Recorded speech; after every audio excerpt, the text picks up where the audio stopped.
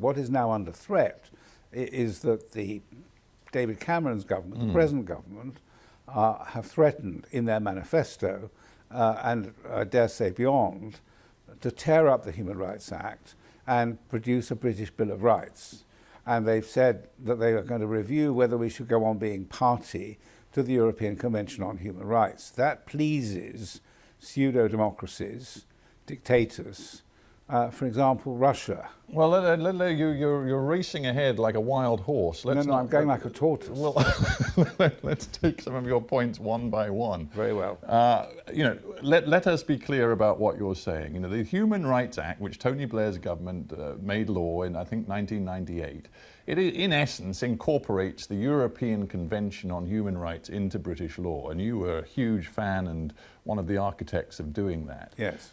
But you just used some prejudicial language with me. You just said that the Cameron government is threatening to scrap the Human Rights Act. Cameron wouldn't say it's a threat, he'd say it's a promise. It's something the British people want. In fact, he's got a mandate for it because he said he would do it in the last election and he got a decent-sized majority. So it's not a threat, it's a promise.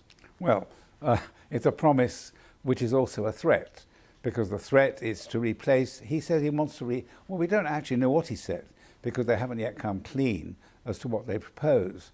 And it may be that they won't come clean.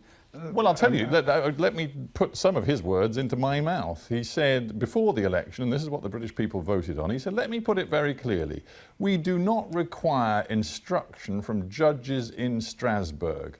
This country will have a new British Bill of Rights to be passed in our Parliament and rooted in our values. May I answer your question by referring back to the past? When I came to the bar a very long time ago, British rights were very poorly protected. The judges were more executive-minded than the executive. We had no fundamental rights guaranteed in law. Free speech, for example, one of the rights I'm concerned about, free speech was a political value, but not a legal value. I did a case many years ago about thalidomide, when Harry Evans, the editor of the Sunday Times, wanted to expose what was going on with the drug that caused monster births. That's right, the morning sickness drug, which ended up damaging very badly fetuses. Now, in those days, our judges were so reactionary, so blinkered, that they decided that an order should be made, an injunction, stopping the Sunday Times from publishing. We had to go to Strasbourg for a remedy. In those days, free speech was given very little weight.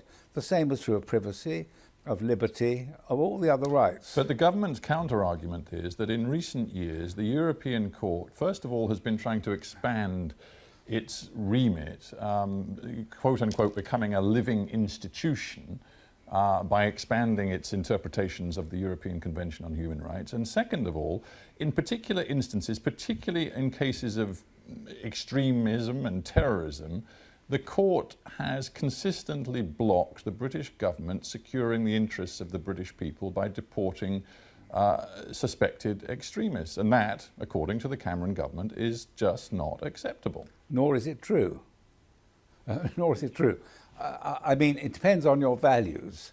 If you believe that it's okay to deport unpleasant and dangerous people to face the death penalty or torture in another country, then that would be true. But most people, certainly in this country and across the world, believe that you should not be exposed to the death penalty or torture. And what the Strasbourg Court has said is that you can, of course, deport people, but what you can't do is to send them to face torture or the death penalty.